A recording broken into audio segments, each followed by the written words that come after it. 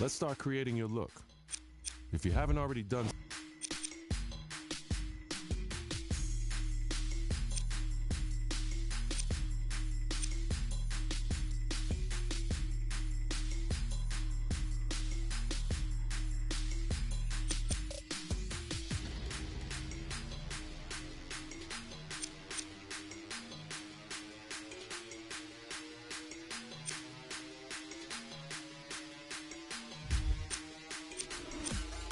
Let's complete your player info.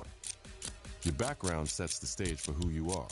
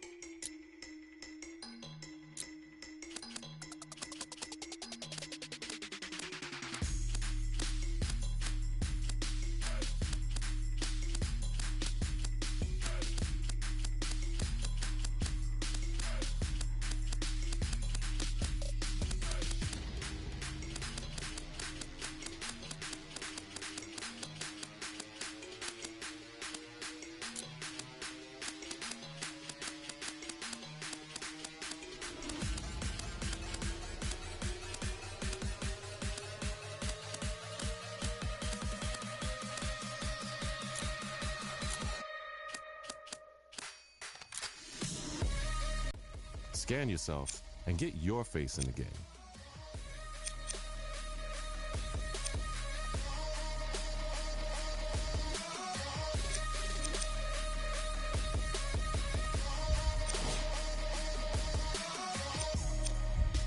Beard, scruff, or clean shaven, your path to facial hair greatness starts here.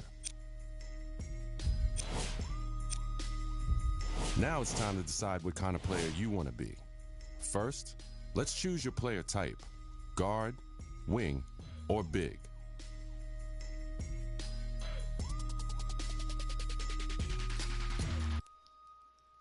Now, let's define your style of play.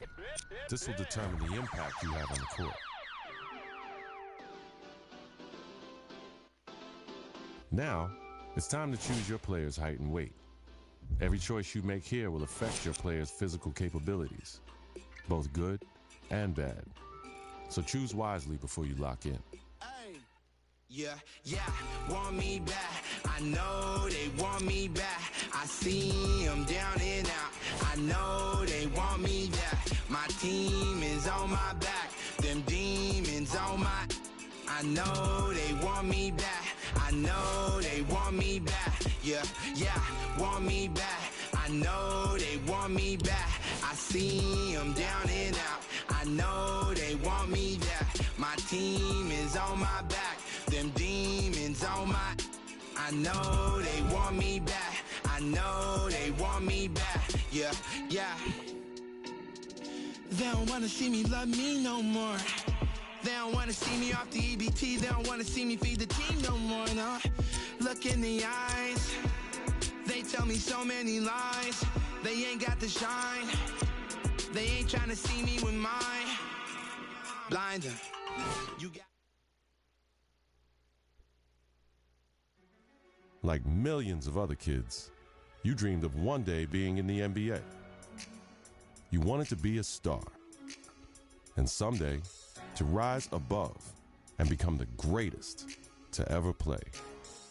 You dreamed of being the one. But the road to stardom is never easy. There are obstacles, injuries, and disappointments. Adversity is universal. It can happen to anyone at any time. And one day, it happened to you. You went from being a guaranteed lottery pick to a kid who may never even play college ball again.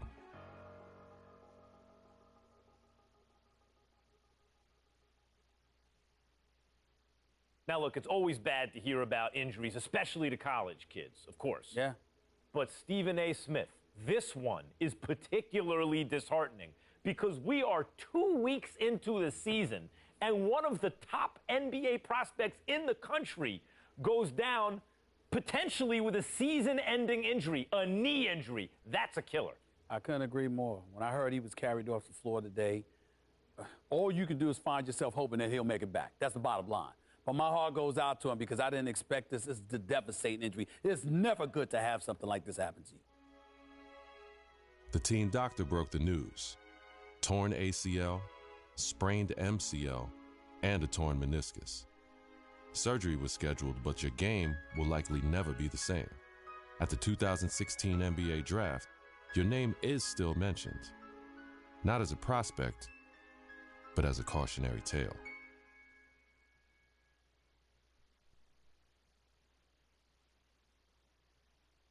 Now, there's another huge story in this year's draft. A record number of underclassmen, 30 of them, undrafted. And I hope, anyway, that this is a lesson. This serves as an example to college players. I'm not talking about the ones who are genuinely one-and-dones, the guys you know are going to be lottery picks. I mean the rest of them. They're not sure shots. You're not sure they're going to be lottery picks.